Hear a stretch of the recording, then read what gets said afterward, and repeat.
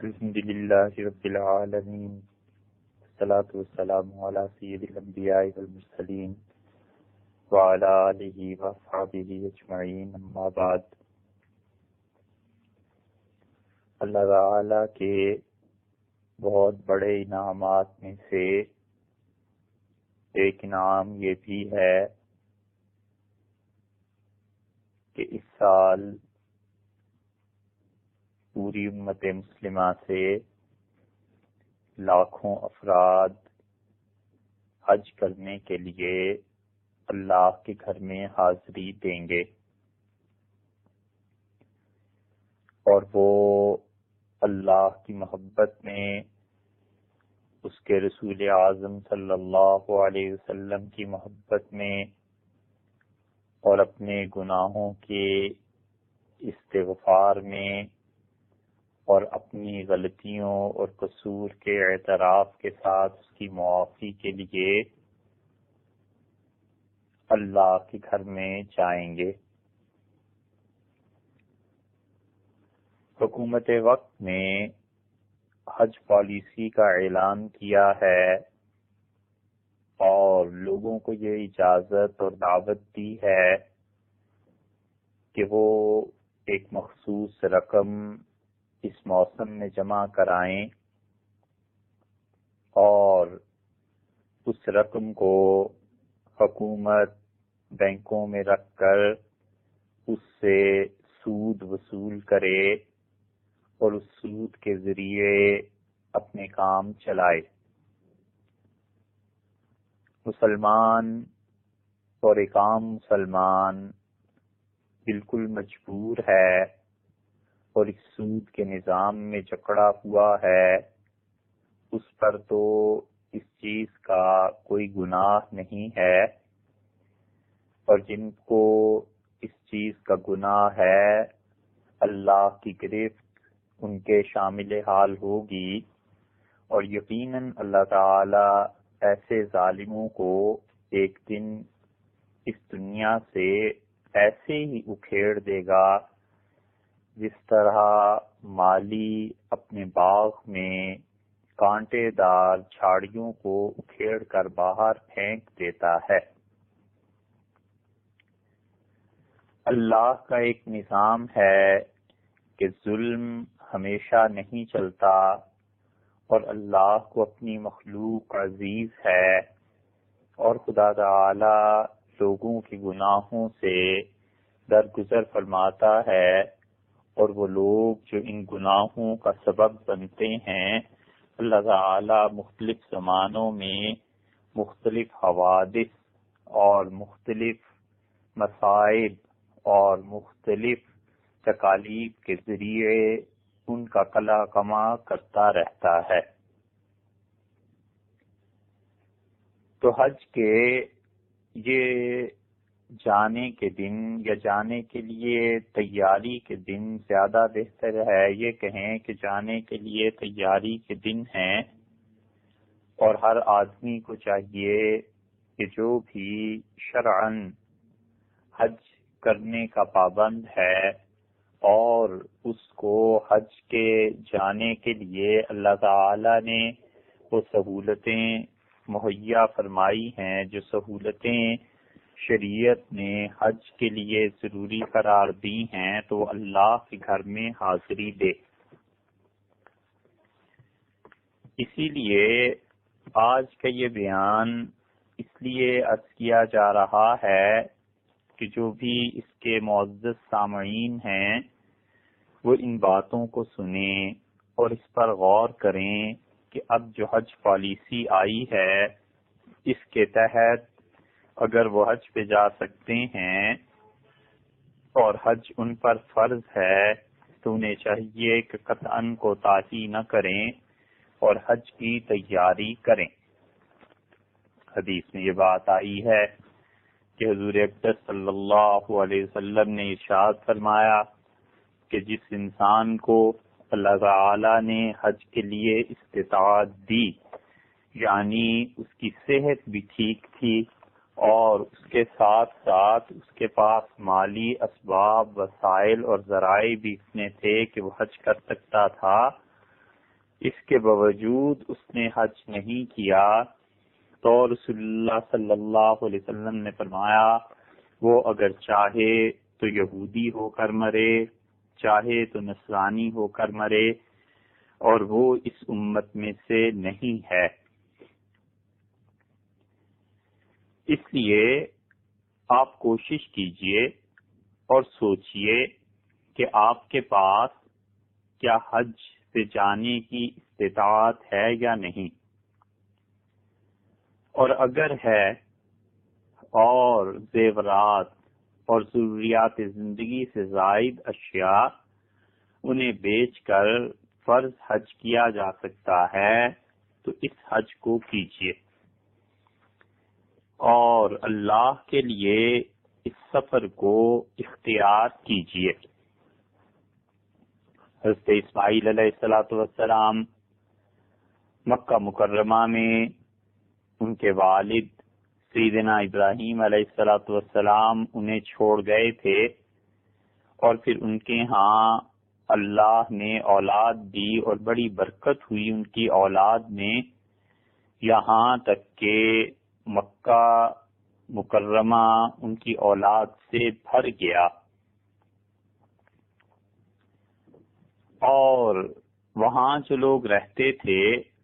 وہ نکل گئے، یہاں تک کہ حضرت اسماعیل علیہ السلام کی اولاد کے لیے مکہ کا شہر تنگ پڑ گیا، اور وہ لوگ تجارتوں کے لیے نکلے اور معاش کے لیے نکلے، اور اسی عرصے میں جب وہ معاش کے لیے دوسرے شہروں میں گئے، دنیا کے دوسرے علاقوں میں گئے، تو انہیں وہاں سے ایک بہت خطرناک مرض چمٹ گیا، اور وہ مرض تھا شرک کا۔ اور یہ لوگ حرم کی یاد کے لیے مکہ مکرمہ میں بیت اللہ کی یادگار اپنے پاس ایک رکھتے تھے، اور وہ یادگار یہ تھی کہ یہ مکہ مکرمہ سے حرم سے کوئی پتھر اٹھا لیتے تھے، اور اس پتھر کو ساتھ لے کر سفر میں جاتے تھے، اور جہاں کہیں بھی قافلے رکتے تھے، خیمے لگتے تھے، تو یہ اس پتھر کا طواف کرتے تھے، اور یہ اس طواف سے یہ سمجھتے تھے دو باتیں، ایک تو یہ کہ بیت اللہ کی حرم کی یاد برقرار رہے گی، اور دوسری بات جس وجہ سے یہ ان پتھروں کا طواف کرتے تھے تو یہ تھی کہ یہ سمجھتے تھے کہ اللہ کی عبادت اور وہ چیز جو خدا کے گھر میں حاصل ہوتی ہے، اس پتھر کے طواف سے بھی وہ چیز حاصل ہو جائے گی، یہاں تک کہ انہوں نے اللہ کے دین کو بدلا، اور حضرت اسماعیل علیہ السلام سے ایک مدت کے بعد ان لوگوں میں یہ شرک کی چیزیں پھیلنا شروع ہوئیں، اور کچھ لوگ تھے جنہوں نے حضرت اسماعیل علیہ السلام کی اولاد کو بھی آخر کار مکہ سے نکال دیا، اور ہوتے ہوتے بتوں کا بہت زیادہ غلبہ ہوا، اور اللہ نے سفر کو بیت اللہ کے لیے رکھا تھا کہ لوگ خدا کے گھر میں حاضری دیں۔ اب جب یہ بت پوجنا شروع ہوئے تو لوگوں نے ان کے لیے حاضریاں دینا شروع کی، اور لوگ دور دراز سے سفر کر کے آتے تھے کہ آ کر بیت اللہ میں جو بت ہیں علیہ باللہ، اور اسی طرح اور جہاں جہاں بھی بت ہیں ان کی وہ عبادت کرے، اور بیت اللہ میں کئی ایک بت ان لوگوں نے بنائے، اور بیت اللہ کی جب تعمیر کی گئی، حضور اقدس صلی اللہ علیہ وسلم کے بچپن میں تو بیت اللہ کی تعمیر کے لیے لکڑیاں اور اسباب اور سامان چاہیے تھا جو بہت اعلیٰ درجے کا ہو، اور اللہ کی قدرت کے جدہ میں ایک جہاز جو عیسائیوں نے بنایا تھا وہ آ کے ساحل سے ٹکرایا اور غرق ہو گیا، ٹکڑے ٹکڑے ہو گئے، اور جو بچا کھچا اس کا مال تھا وہ بکنے کے لیے جدہ میں آیا سمندر سے، اور یہاں سے حضرت خالد بن ولید رضی اللہ عنہ کے دادا گئے اور کچھ اور قریش کے زعماء، اور انہوں نے وہ سامان خریدنا چاہا تاکہ وہ اللہ کا گھر بنائیں بیت اللہ۔ اور جب وہ وہاں گئے تو انہوں نے ایک عیسائی باقوم کو بھی خریدا۔ باقوم اس عیسائی کا نام تھا، یا خریدا نہیں، اسے ساتھ لے آئے۔ لکڑی کا کام وہ عیسائی بہت اچھا جانتا تھا، اور بیت اللہ کی تعمیر کے لیے لکڑی استعمال کی گئی ٹیک کی، کیونکہ بحری جہاز اسی سے بنتے تھے، اب تک بھی بنتے ہیں۔ تو وہ باقوم نے بیت اللہ کی چھت کے لیے اور اس کے ستونوں کے لیے اس لکڑی کو نہایت خوبصورتی سے تراشا، اور جب بت رکھے جا رہے تھے تو اس نے اپنے عقیدے کے تحت سیدہ مریم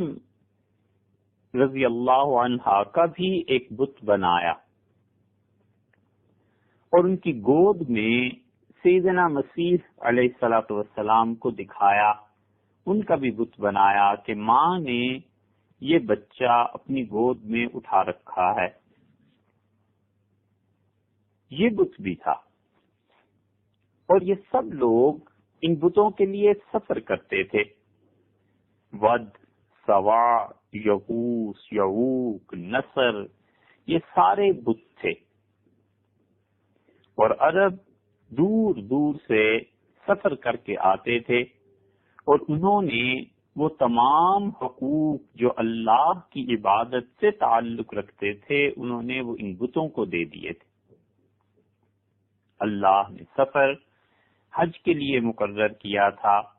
اور انہوں نے وہ سفر بتوں کے نام پر کر دیا،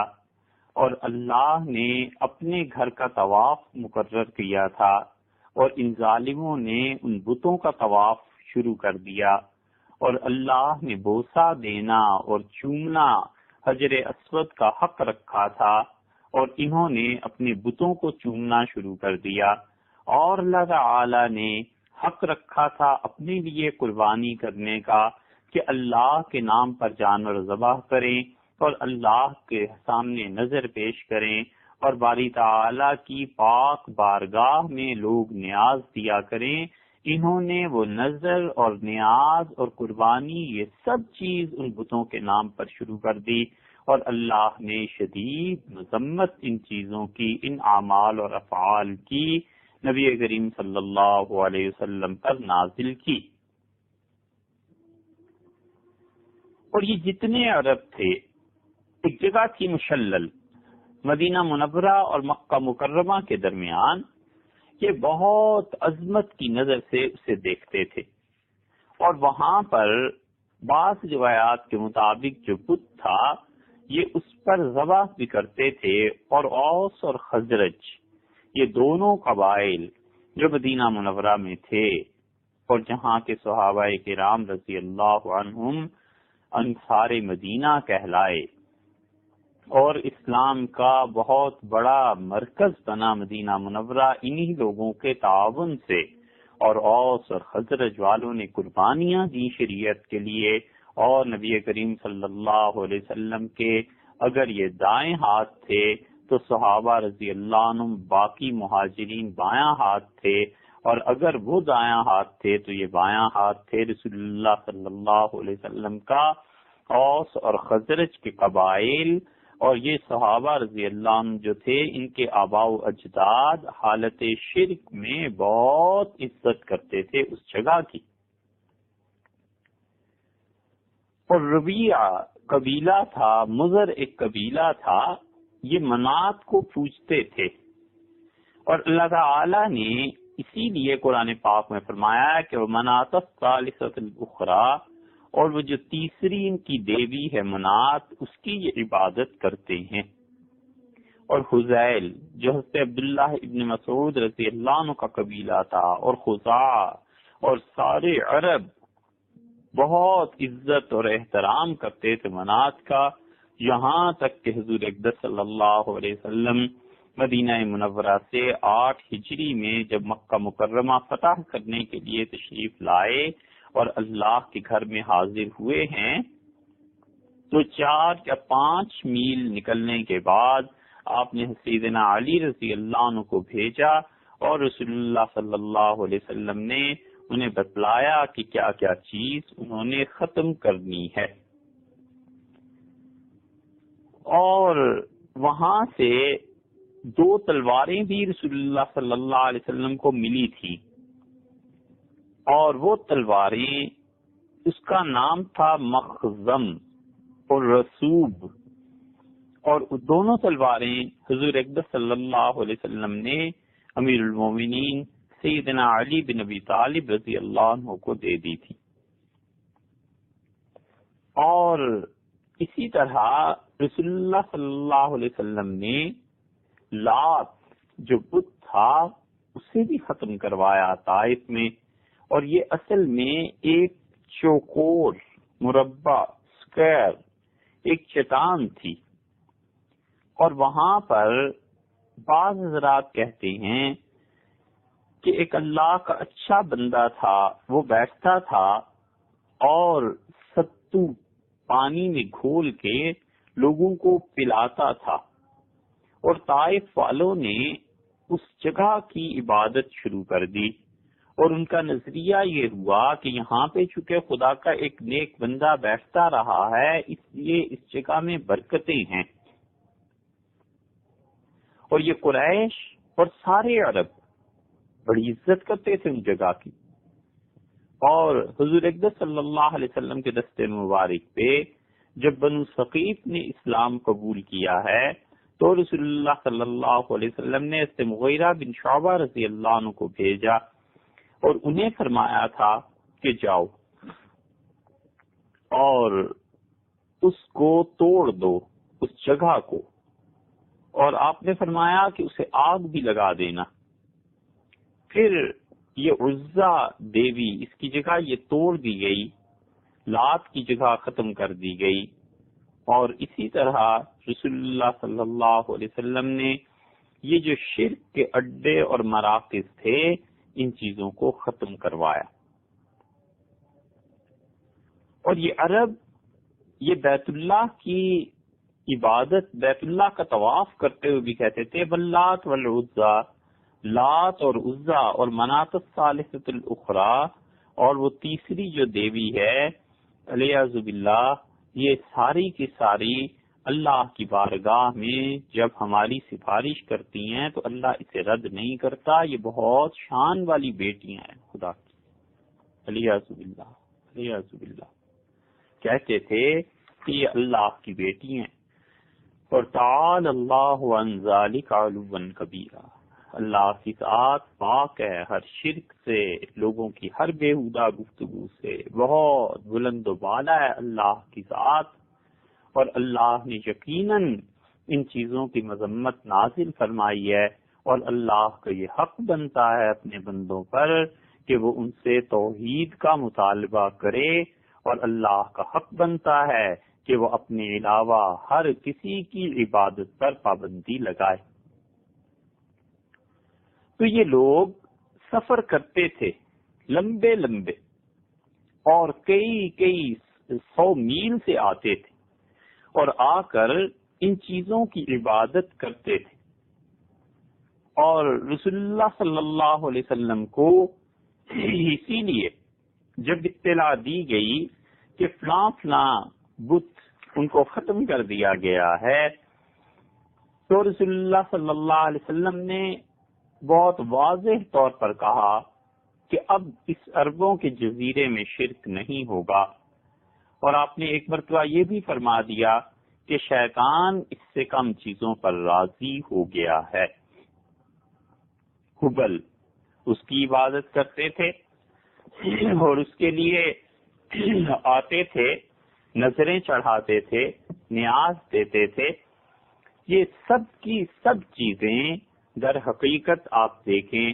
تو یہ بیت اللہ کی عظمت کو کم کرنے کی باتیں تھیں، اور اللہ تعالی کے ساتھ شرک تھا۔ اللہ کے علاوہ غیروں کے در پہ حاضری دینا، ان کے لیے مخصوص لباس پہننا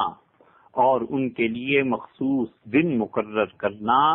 اور یہ سمجھنا کہ یہ سفر ہمیں خدا کا قرب دلائے گا، یہ شرک ہی کی قسموں میں سے ایک قسم ہے۔ اسی لیے حضرت نے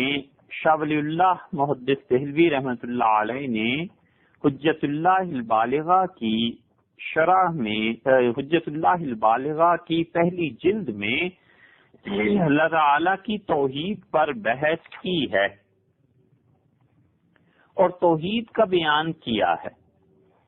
اور 5ویں بحث میں شاہ صاحب رحمۃ اللہ علیہ نے شرک کی حقیقت کا بیان بھی کیا ہے، اور انہوں نے شرک کے مظاہر کو لکھا ہے کہ کیا کیا چیزیں ہیں جو انسان کو شرک کی طرف لے جاتی ہیں، اور شرک کن کن چیزوں سے شروع ہوتا ہے، اور شرک کی جو مظاہر ہیں یعنی شرک کی جو حقائق ہیں یا جو شرک کی صورتیں ہیں وہ کیا کیا ہیں۔ اور شرک کی حقیقت میں شاہ ولی اللہ رحمۃ اللہ علیہ نے یہ لکھا ہے کہ بعض لوگوں کا خیال یہ ہے کہ کسی بھی نبی علیہ الصلوۃ والسلام یا کسی بھی اللہ کے نیک بندے سے جب کرامتیں معجزات لوگ دیکھتے ہیں تو وہ کہتے ہیں، سوچتے ہیں کہ یہ ایسی کمال کی صفات ہیں جو کسی میں نہیں ہو سکتی، بس اللہ ہی کی قدرت میں ہو سکتی ہیں۔ تو اللہ تعالی کے ساتھ اس کا تعلق ایسا ہے کہ یہ جو چاہے اللہ سے کروا لے، تو انہیں ان چیزوں سے دھوکہ لگتا ہے۔ اور شاہ صاحب رحمۃ اللہ علیہ نے مسلم کا حوالہ دیا ہے جو حقیقت میں بھی ہے کتاب الحج میں ہی تلبیحہ کے باب میں، کہتے عبداللہ ابن عباس رضی اللہ عنہما کہتے تھے، فرمایا انہوں نے کہ مشرکین مکہ جب بیت اللہ میں آتے تھے، یہ مشرکین کوئی بھی عربوں میں آتے تھے تو یہی کہتے تھے لبیک اللہم لبیک، پروردگار ہم تیرے حضور حاضر ہیں، لا شریک لک لبیک، اللہ تیرا کوئی شریک نہیں ہے، ہم حاضر ہیں۔ یہ جو شرک میں ڈوبے ہوئے تھے اور سر سے پاؤں تک خدا کی اس نافرمانی میں مبتلا تھے، وہ بھی کہتے تھے لا شریک لک، اللہ تیرا کوئی شریک نہیں۔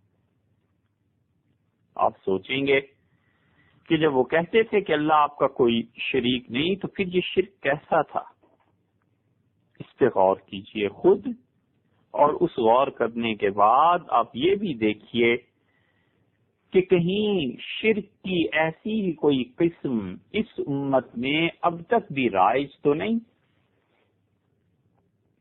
آگے کیا کہتے تھے؟ حضور اقدس صلی اللہ علیہ وسلم فرماتے تھے بس رک جاؤ،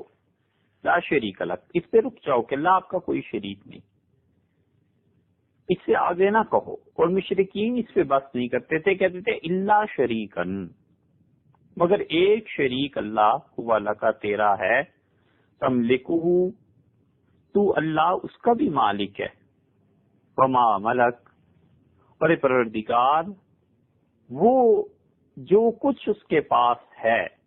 تو اس کا بھی مالک ہے۔ یہ جو ماں کا لفظ ہے، محدثین نے اس پہ بحث کی ہے، اور دونوں ترجمے اس کے ہوئے ہیں کہ یا تو اہل مکہ مشرکین یہ کہتے تھے کہ اللہ آپ کا کوئی شریک نہیں، الا شریکن ہوا لکا تملکہ وما ملکا، اے اللہ مگر وہی تیرا شریک ہے جسے تو نے اپنا خود شریک بنایا ہوا ہے وہ تیرا کوئی پیارا ہے نا، لیکن اللہ اس کے باوجود آپ اس کے مالک ہیں، وہ معاملہ کا، اور اللہ جن چیزوں کا وہ مالک ہے تو ان کا بھی مالک ہے۔ مثلا ان کا خیال تھا کہ عزت جس کو حاصل کرنی ہو وہ عزا کی پرستش کرے، یہ عزا دیوی ہے، اللہ کی بیٹی ہے، استغفر اللہ، اور یہ اللہ تعالی سے لوگوں کو عزت دلاتی ہے، تو جو کوئی عزا کی پرستش کرے گا اسے عزت ملے گی۔ اسی لیے حضرت ابو سفیان رضی اللہ عنہ نے احد کے وقت جب وہ کافر مشرک تھے، انہوں نے جو نعرہ لگایا تھا، انہوں نے کہا لنا العزا ولا عزا لکم، عزا دیوی ہمارے پسے پشت ہے، ہماری بیک پہ ہے، ہمارے میں عزت دینے والی ہے آج احد کے میدان میں کہ ہم نے مسلمانوں کو پسپا کر دیا، اور لوگوں مسلمانوں تمہارے پاس کوئی عزا نہیں۔ تو رسول اللہ صلی اللہ علیہ وسلم نے حضرت عمر رضی اللہ عنہ کو، عمر اس کو جواب دو، تو حضرت عمر رضی اللہ عنہ نے زور سے پکارا ان کا، اللہ مولانا ولا مولا لکم، اللہ ہمارا والی، اللہ ہمارا وارث، اللہ ہمارا آقا، اللہ ہی کی ذات ہماری دوست ہے اور تمہارا کوئی دوست نہیں۔ تو یہ کہتے تھے مثلا کہ اللہ آپ کا کوئی شریک نہیں سوائے اس کے جسے تو نے اپنا شریک بنایا، مثلا عزا دیوی ہے، خدایا تو نے خود اسے اختیار دے کے اپنا شریک بنا لیا، لیکن اللہ ہمیں معلوم ہے کہ عزا کا مالک بھی تو ہے، اور عزا جو لوگوں کو عزتیں دیتی ہے، خدایا ان عزتوں کا مالک بھی تو ہے۔ یہ نہیں کہتے تھے کہ عزا خود عزت دیتی ہے، وہ کہتے تھے اللہ نے اسے اختیار دیا ہے، ان اختیارات کو استعمال کر کے وہ عزت دیتی ہے، اور وہ جو اختیارات ہیں اور خود عزا، ان دونوں کا مالک بھی اللہ ہی ہے۔ ایک ترجمہ تو یہ کیا ہے۔ دوسرا ترجمہ یہ کیا گیا ہے کہ اللہ شریکن ہوا لک تملکہ، اللہ سوائے اس شریک کے وہ جو تو نے اپنے کرم، اپنی مہربانی سے اپنے شریک بنا لیے ہیں، اپنے پیارے، اپنے محبوب، انہیں تو نے اختیار دیا ہے نا، وما ملکا، اور اللہ وہ کسی چیز کے مالک نہیں ہے، تو ہی ان کا بھی مالک ہے۔ یہ تھا شرک۔ مشرکین کہتے تھے اللہ کا ایک طرف شریک بھی مانتے تھے، دوسری طرف خدا کو مختار بھی مانتے تھے، یہ شرک تھا۔ شاہ صاحب رحمۃ اللہ علیہ کہتے ہیں کہ یہ شرک کے مظاہر ہیں، وہ فرماتے ہیں اس میں حجت اللہ میں کہ اعتقاد ہے شرک کا جو دل کا عمل ہے، اور یہ لوگ ایسے کرتے تھے، اور پھر انہوں نے شرک کی اقسام بیان کی ہیں بڑی تفصیل سے، پڑھنے کے قابل ہیں وہ اور سمجھنے کے۔ شاہ صاحب نے لکھا ہے کہ اللہ کے علاوہ غیر کو سجدہ کرنا یہ شرک کے مظاہر میں سے ہے، اور لوگ بتوں کو اور ستاروں کو سجدہ کرتے تھے۔ پھر انہوں نے عقلاً سمجھایا ہے کہ عقل کے اعتبار سے بھی توحید اللہ کی قائم رہنی چاہیے۔ پھر وہ کہتے ہیں کہ شرک کی دوسری قسم یہ تھی کہ مشرکین اپنی حاجتوں میں، مریضوں کی شفا میں، اپنے فقر و فاقہ میں اللہ کے علاوہ غیروں کے نام کی مالا جپتے تھے۔ جیسے اللہ نے ہم پہ یہ لازم کیا ہے کہ ہم اپنی نماز کی ہر رکعت میں کہیں کہ ایاک نعبد و ایاک نستعین، اللہ آپ ہی سے مدد چاہتے ہیں اور اللہ آپ ہی کی عبادت کرتے ہیں، اسی طرح یہ لوگ اللہ کے علاوہ غیروں کی عبادت کرتے تھے۔ تیسری چیز شاہ صاحب نے لکھی ہے، وہ کہتے ہیں کہ یہ مشرکین اپنے خود ساختہ معبودوں کو اللہ تعالی کی بیٹیاں کہتے تھے، علیہ باللہ۔ اور چوتھی چیز وہ کہتے ہیں کہ شرک کے مظاہر میں سے یہ چیز تھی کہ اپنے علماء کو، اپنے مشائخ کو حلال اور حرام اس کا اختیار انہوں نے دے دیا تھا۔ یہ بھی اللہ کے دین میں شرک ہی کی ایک قسم ہے۔ اسی لیے شاہ صاحب رحمۃ اللہ علیہ نے اس کی مثال بھی دی ہے کہ حضرت ادئی رضی اللہ عنہ جو پہلے عیسائی تھے پھر مسلمان ہو گئے تھے، انہوں نے سورہ توبہ کی اس آیت میں جس میں اللہ نے فرمایا ہے کہ یہودی اور عیسائی اپنے علماء اور مشائخ کو انہوں نے رب بنا لیا ہے، تو انہوں نے پوچھا حضور اقدس صلی اللہ علیہ وسلم سے کہ ہم تو ان کی عبادت نہیں کرتے تھے۔ نبی کریم صلی اللہ علیہ وسلم نے فرمایا حلال اور حرام کے اختیارات انہیں دینا یہی شرک، یہی ان کو رب قرار دینا تھا۔ تو حلال اور حرام کے اختیارات علی الاطلاق کسی کو حاصل نہیں ہیں۔ حضور اقدس صلی اللہ علیہ وسلم نے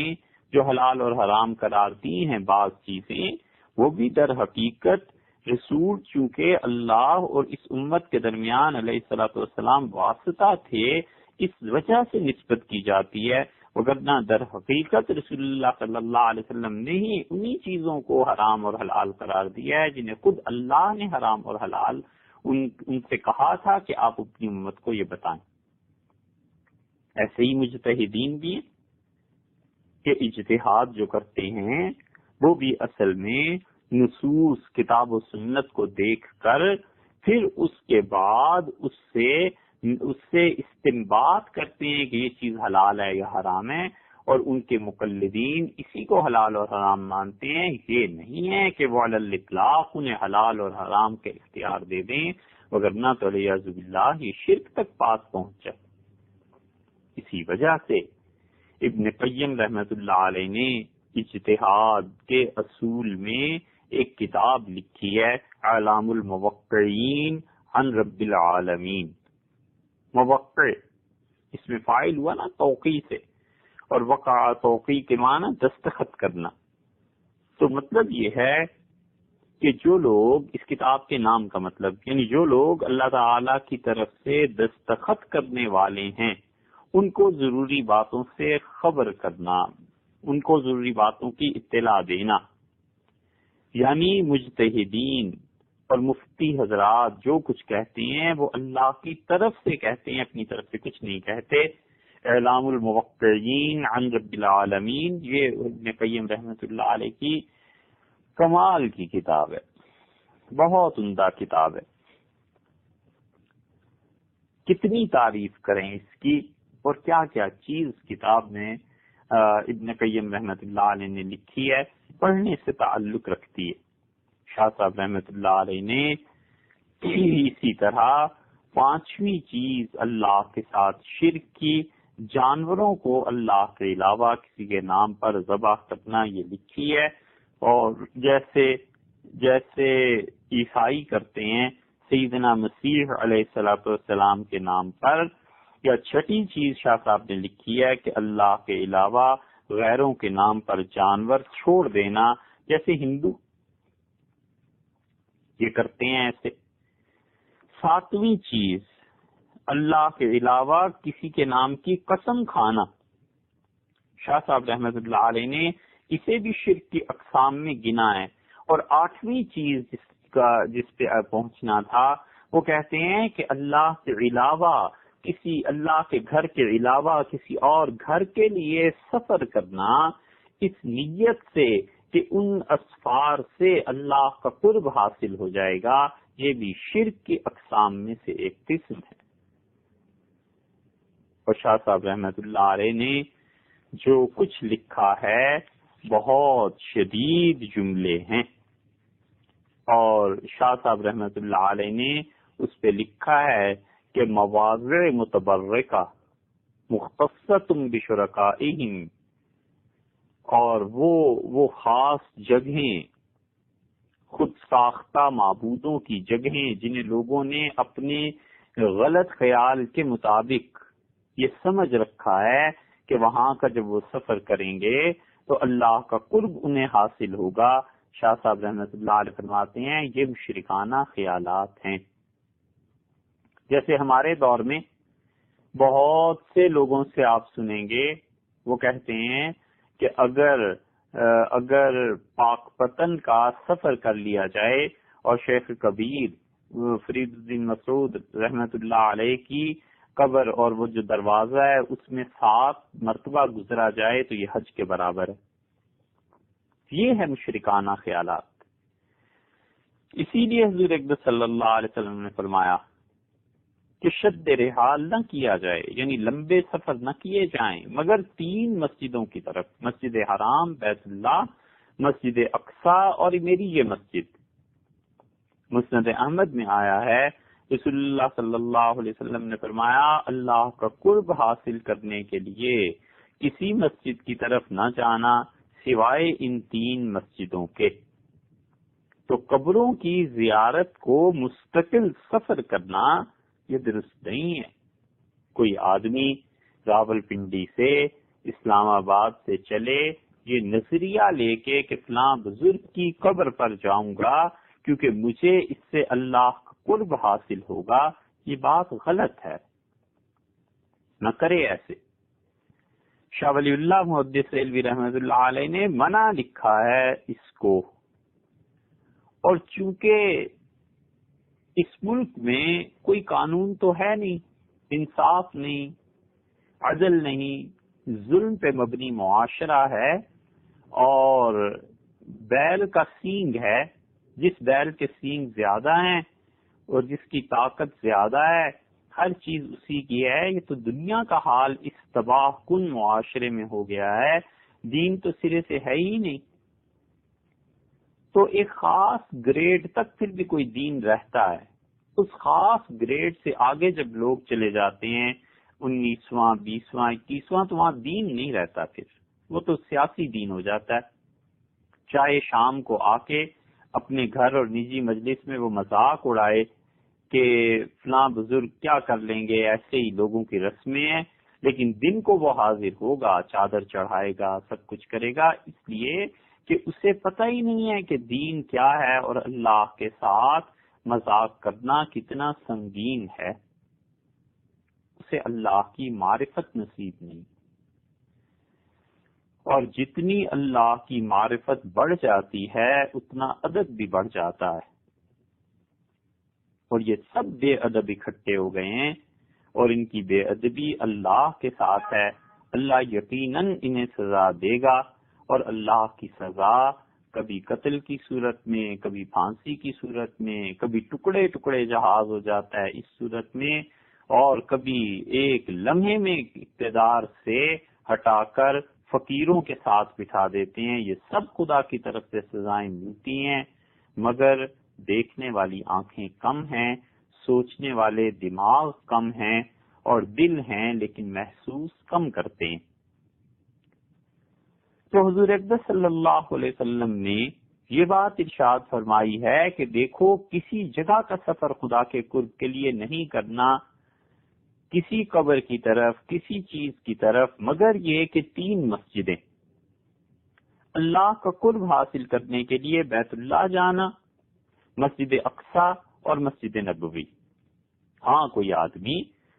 جائے اور کسی شہر میں بھی اور ضمناً اس کے ذہن میں یہ ہو کہ فلاں جگہ پہ جاؤں گا، فاتحہ پڑھوں گا، تو وہ جائز ہے،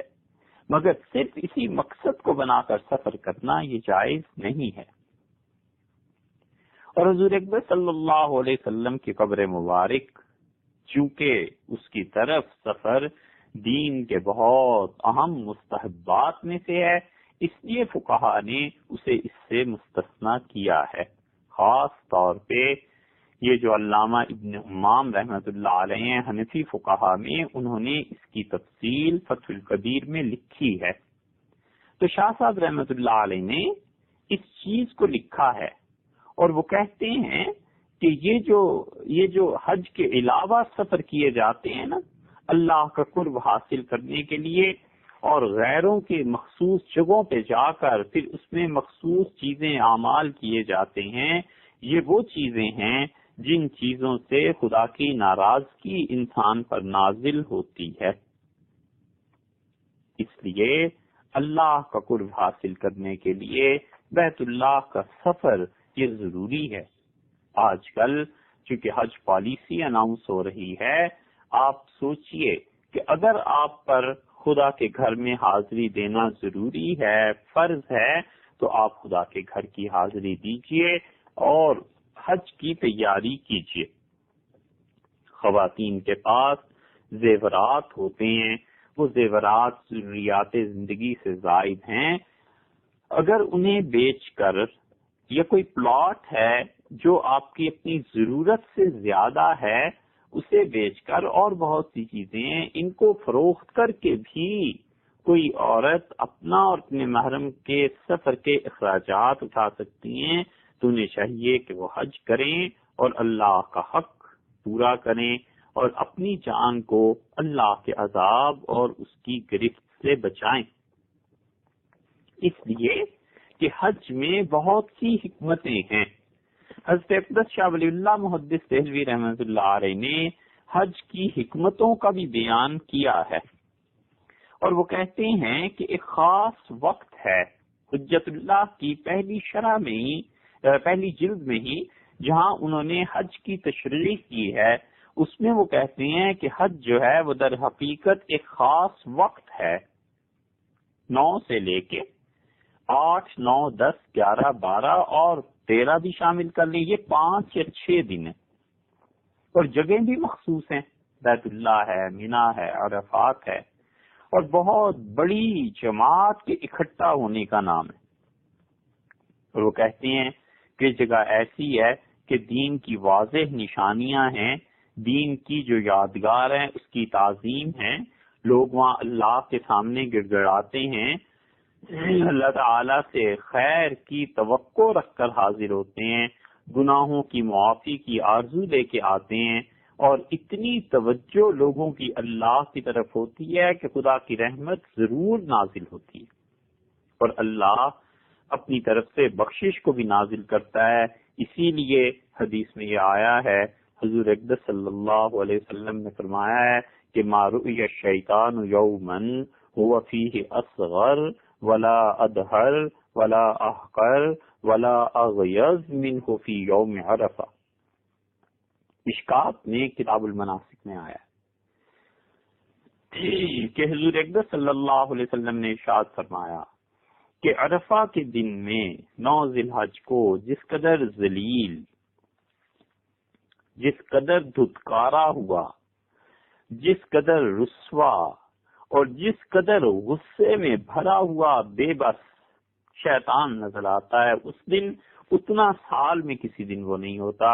اور اس کی وجہ یہ ہے کہ وہ اللہ کی رحمت کا نزول دیکھتا ہے کہ خدا کی رحمت ان پر بارش کی طرح، موسلادھار بارش کی طرح برس رہی ہے جو عرفہ میں حاضر ہیں، اور اللہ اپنے بندوں کے بڑے بڑے گناہوں سے درگزر کر رہا ہے، تو وہ دیکھتا ہے اور وہ اس پہ چیختا ہے، چلاتا ہے، مگر مالک کے حضور میں کس کی پیش جاتی۔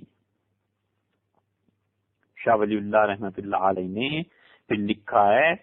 کہ حج کی اصل ہر قوم میں ہے، تمام قومیں جو دنیا میں تمام مذاہب ہیں ان میں کوئی یاترا تو ہوتی ہے، میلے ٹھیلے ہوتے ہیں۔ شاہ صاحب فرماتے ہیں اسلام نے کوئی نئی چیز نہیں دی، اور پھر کہتے ہیں کہ لوگوں کے لیے 3 چیزیں ضروری ہیں مذہب میں، ہر مذہب میں، کہ کوئی ایسی جگہ ہونی چاہیے جس سے لوگ برکت حاصل کریں،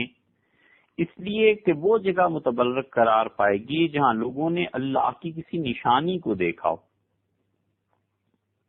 پھر وہ کہتے ہیں کہ لوگوں کے لیے یہ ضروری ہے کہ وہ اپنے مال کو خرچ کریں، قربانی کریں، جس کے ذریعے سے وہ اللہ کا قرب چاہیں، دوسری بات۔ اور تیسری چیزیں وہ کہتے ہیں کہ ایسی شکل و صورت بنانا بھی ضروری ہے جو شکل و صورت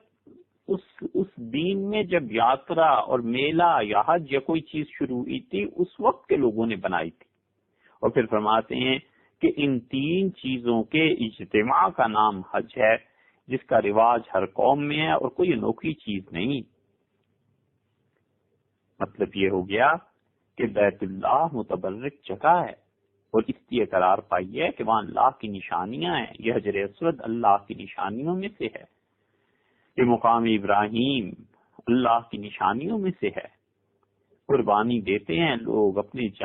جان کی، مال کی، گرمی سردی ہر موسم میں جا کے اپنی نظر و نیاز اللہ کے حضور میں پیش کرتے ہیں، اپنے مالک کو راضی کرنے کی ہر ممکن سعی کرتے ہیں، جتن کرتے ہیں کہ کسی طرح وہ پاک ساتھ درگزر فرما دے اور آئندہ کے لیے حساب صاف ہو جائے، اور احرام باندھتے ہیں۔ جو سیدنا ابراہیم علیہ الصلوۃ والسلام کے دور سے یا پھر ان سے بھی پہلے سے بعض روایات کے مطابق چلا آتا ہے، تو وہ کہتے ہیں کہ یہ چیزیں وہاں جمع ہیں اور انہی کا نام حج ہے، اور سب سے زیادہ حق بیت اللہ ہی کا بنتا ہے۔ یہ نہیں ہے کہ ہر ملک میں حج کر لیا جائے، ہر ملک میں اپنی اپنی جگہ بنا لی جائیں۔ جو بہت ہی جاہل ہیں وہ اپنے مشائخ کی قبروں کے متعلق یہ خیال کر لیتے ہیں کہ اپنے شیخ کی قبر اس پہ چلے جانا یہ حج ہو گیا، علیہ باللہ عمرہ ہو گیا۔ اور جو ان سے بھی بڑے جاہل ہیں، یہ تو کوئی قبر ہے نا، وہ اپنے ہی ہاتھوں سے کاغذ، گتے اور لکڑیاں جوڑ کر کچھ شبیہیں بنا لیتے ہیں، اور وہ کہتے ہیں اس شبیہ کو بس پوج لیا جائے یہ حج ہے۔ حق تعالی شانہ کو چھوڑا اور اس سے نچلے درجے پہ آئے، قبروں پہ چلے گئے، اور قبروں سے بھی نچلے درجے پہ آئے تو یہ ایک اور چیز میں چلے گئے۔ کہاں تک گمراہی جاتی ہے؟ جب انسان اللہ کا دامن چھوڑ دے تو پھر وہ 1 گز گرے یا 100 گز گرے، گرتا تو ضروری ہے۔ پھر اس لیے بیت اللہ میں سیدنا ابراہیم علیہ الصلوۃ والسلام کے پاؤں کا نشان ہے، اسی طرح حجر اسود ہے، یہ سب چیزیں وہاں شامل ہیں، تو وہاں حاضری دینی چاہیے۔ اور پھر شاہ صاحب نے حج کے مقاصد میں 4 مقاصد لکھے، اور وہ کہتے ہیں کہ حج آدمی کو گناہوں سے تو پاک کر ہی دیتا ہے، اس کا باطن بھی پاکیزہ ہوتا ہے، کیونکہ باطن کی پاکیزگی کے اسباب میں سے ایک سبب یہ ہے کہ لوگ ایسی جگہ پر حاضری دیں جو پاک جگہ ہو، اور ظاہر ہے کہ سب سے زیادہ پاک جگہ اللہ کا گھر ہے، بیت اللہ ہے، اور اسی لیے ضروری قرار دیا گیا کہ لوگ اللہ کے گھر میں حاضری دیتے رہیں اور بیت اللہ کی زیارت کرتے رہیں۔ اسی لیے شاہ ولی اللہ محدث دہلوی رحمۃ اللہ علیہ نے اپنے منتسبین اور اپنی اولاد اور اپنے شاگردوں کو جو نصیحتیں لکھی ہیں، ان میں سے ایک نصیحت شاہ صاحب رحمۃ اللہ علیہ نے یہ لکھی ہے کہ جو لوگ بھی میرے سلسلے کے ہیں انہیں چاہیے کہ برابر ہمیشہ بیت اللہ کی حاضری ہوتی رہے، عمرے کے لیے جاتے رہیں، حج کے لیے جاتے رہیں، اور وہ اس وقت تک خیر میں رہیں گے جب تک بیت اللہ سے اپنا تعلق جوڑے رکھیں گے۔ شاہ ولی اللہ رحمۃ اللہ علیہ خاص طور پر یہ کہتے ہیں، اور یہ کرنا ہی چاہیے۔ آپ سوچئے اب حج کے لیے کاغذات جمع ہو رہے ہیں، ہمت کیجئے کہ آپ حج کریں، عمرہ کریں، اللہ کے گھر میں حاضری دیں اور اپنے گناہوں کی معافی چاہیں۔ اور کون ہے جس سے گناہ نہیں ہوتے؟ ہر ایک سے ہوتے ہیں بھائی، اور اللہ ہر ایک کے ساتھ ہی فضل کا معاملہ کرتا ہے۔ کون ہے جو اس کی رحمت سے باہر رہ گیا ہو، اور کون ہے جسے مالک محروم کر دے؟ وہ محروم بھی نہیں کرتا، مہربانی بھی کرتا ہے، آنے والوں کی عزت بھی کرتا ہے، اور ان کی سب سے بڑی عزت یہ ہے کہ وہ انہیں اس حال میں پاک کر کے بھیجتا ہے کہ کوئی گناہ ان کے ذمے، ان کے نامہ عمل میں نہیں رہتا۔ تو اس پاک جگہ پر پہنچنا اور اللہ کا ذکر کرنا، اس سے شاہ صاحب کہتے ہیں پہلا مقصد حاصل ہوتا ہے، یعنی آدمی فرشتوں کی توجہات کے قابل بن جاتا ہے۔ اور شاہ صاحب رحمۃ اللہ علیہ نے فرشتوں کی توجہات کا ذکر کیا ہے، اور وہ کہتے ہیں کہ ملائے اعلیٰ والے جو ہیں فرشتے، وہ اس کے لیے دعا مانگتے ہیں۔ ملائے اعلیٰ میں جو فرشتے ہیں ان کی دعاؤں کا رخ اس کی طرف پھر جاتا ہے، اور کہتے ہیں حضرت کہ غلب الوانہم علی نفسہ، یہ ملائے اعلیٰ کے جو فرشتے ہیں ان میں جو نور ہوتا ہے یہ حج کرنے والے آدمی پر چھا جاتا ہے۔ اور پھر شاہ صاحب نے اپنے کشف کا لکھا ہے کہ میں نے خود ان انوار کا مشاہدہ کیا ہے،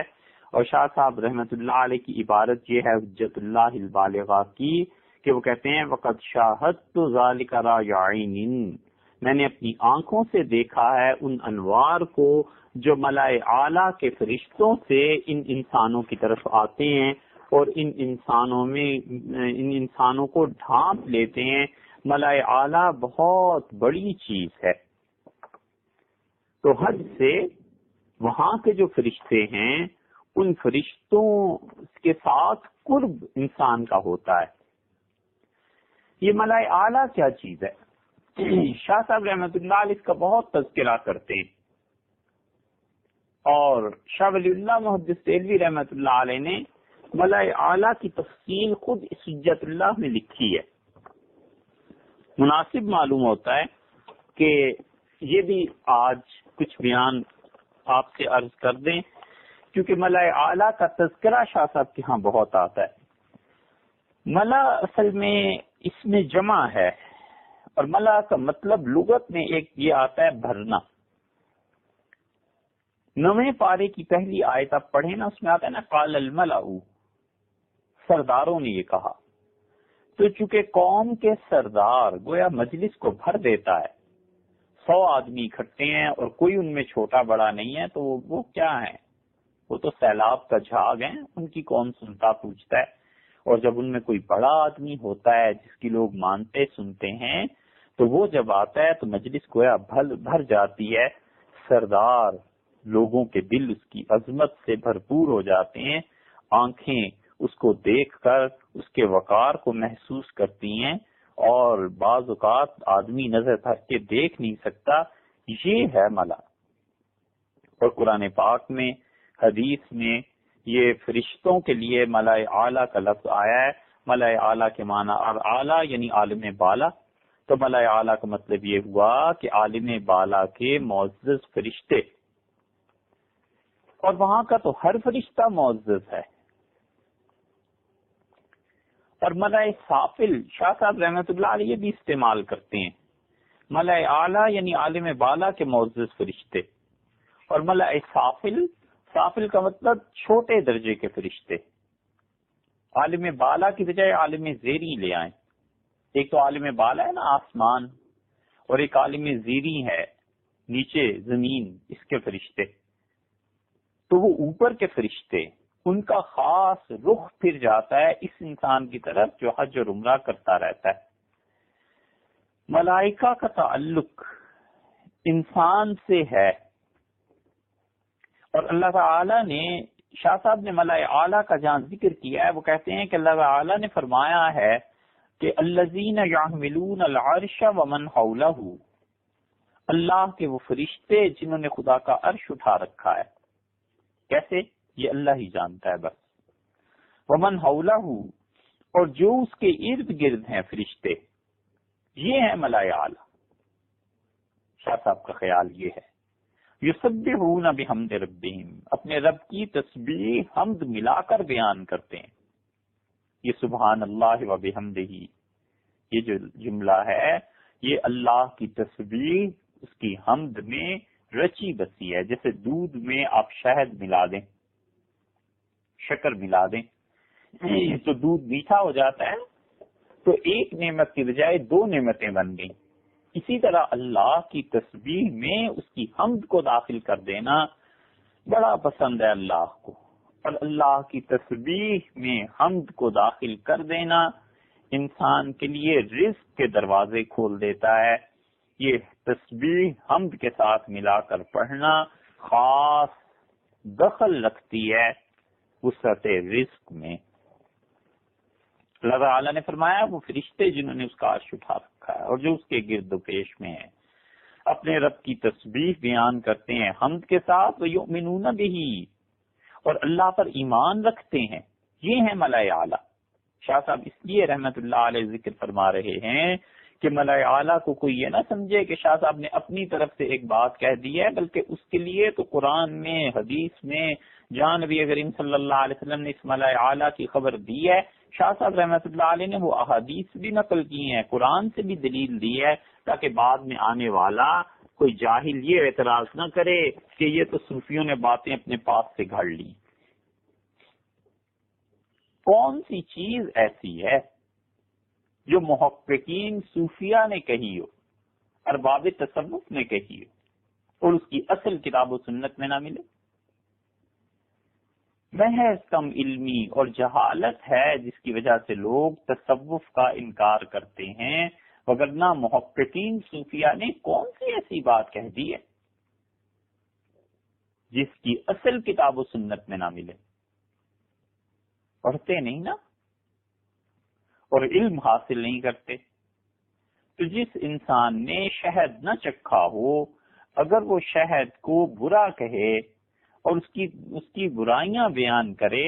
تو اس کا حل یہ تھوڑا ہی ہے کہ عقل مند لوگ شہد کھانا چھوڑ دیں گے۔ اس کا حل یہ ہے کہ جس کو تعلیم نہیں ہے اس کو تعلیم دی جائے۔ تو شاہ صاحب نے ملائے اعلیٰ کا جو ذکر کیا ہے وہ اپنے پاس سے نہیں، اسی لیے تو وہ قرآن پاک کی آیت لکھتے ہیں اور کہتے ہیں کہ اللہ تعالیٰ نے فرمایا ہے کہ یؤمنون بہ، ملائے اعلیٰ کے فرشتے اللہ پر ایمان رکھتے ہیں، اور یہ ملائے اعلیٰ کے فرشتے وَيَسْتَغْفِرُونَ لِلَّذِينَ آمَنُوا، اور جو لوگ ایمان والے ہیں ان کے لیے استغفار کرتے ہیں۔ یہ ملائے اعلیٰ کے فرشتے دنیا میں جو لوگ گناہ کرتے ہیں ان کی طرف سے معافی اللہ سے مانگتے رہتے ہیں اور دعا مانگتے ہیں، ربنا وسعت کل شیء رحمتا وعلما،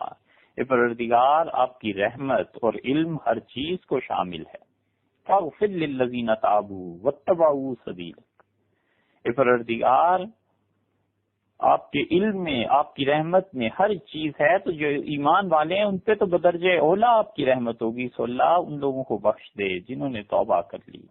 واتبعوا سبیلک، اور اللہ جنہوں نے آپ کے راستے کی پیروی کی ہے، اسلام پر چلے ہیں، اللہ ان کی خطاؤں کو معاف فرما، وقہم عذاب الجحیم، اور اللہ جہنم کے عذاب سے انہیں بچا لے۔ شاہ ولی اللہ رحمۃ اللہ علیہ کی وراثت ان کے علم میں اور تقوی میں اور خاندان اور نسب میں جن لوگوں کو پہنچی تھی ان میں ایک شیخ ابو الحسن علی ندوی رحمۃ اللہ علیہ تھے،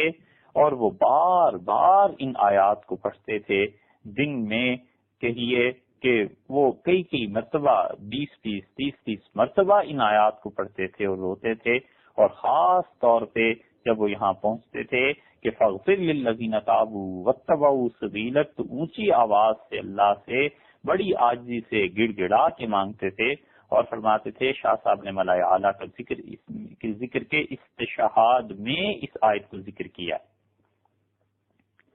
اللہ تعالیٰ نے فرمایا ہے کہ وہ فرشتے ہم سے دعا مانگتے ہیں ملائے اعلیٰ کے اور کہتے ہیں وقہم عذاب الجحیم، اللہ لوگوں کو جہنم کے عذاب سے بچا، ربنا وادخلہم جنات عدن التی وعدتہم،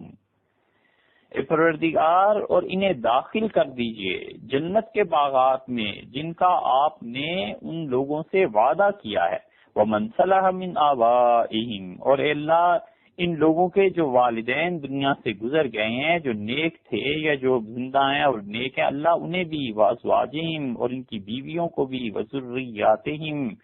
اور اللہ ان کی اولادوں کو بھی، انک انت العزیز الحکیم، اور اللہ آپ غالب ہیں، اللہ زبردست ہیں، حکمت والے۔ اور شیخ نے ابو الحسن علی ندوی حضرت نے رحمت اللہ علیہ نے ایک مرتبہ کسی سے یہ آیت پڑھ کے فرمایا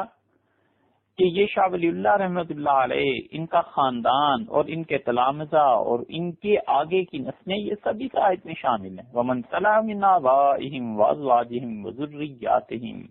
إِنَّكَ أَنْتَ الْعَزِيزُ الْحَكِيمُ وَقِهِمُ السَّيِّئَاتِ، اور اللہ قیامت کے دن ان کو تکلیف سے بچا دے، وَمَنْ تَقِ السَّيِّئَاتِ يَوْمَئِذٍ فَقَدْ رَحِمْتَهُ، اور اللہ جس کو قیامت کے دن آپ نے بچا لیا نا تکلیفوں سے، اللہ حقیقتاً آپ نے اس پہ بڑا ہی کرم کیا،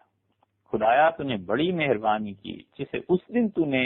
بچا لیا، اس دن جس کی عزت رہ گئی اللہ تو نے واقعی اس پر بڑی مہربانی فرمائی، وذالک هو الفوز العظیم، اور اللہ یہ بہت بڑی کامیابی۔ یہ شاہ صاحب رحمت اللہ علیہ نے ملائے اعلیٰ کا ذکر کیا ہے، ان فرشتوں کا جن کی توجہ پھر جاتی ہے حج کرنے والوں کے لیے۔ باقی شاہ صاحب رحمت اللہ نے جو کچھ آگے لکھا ہے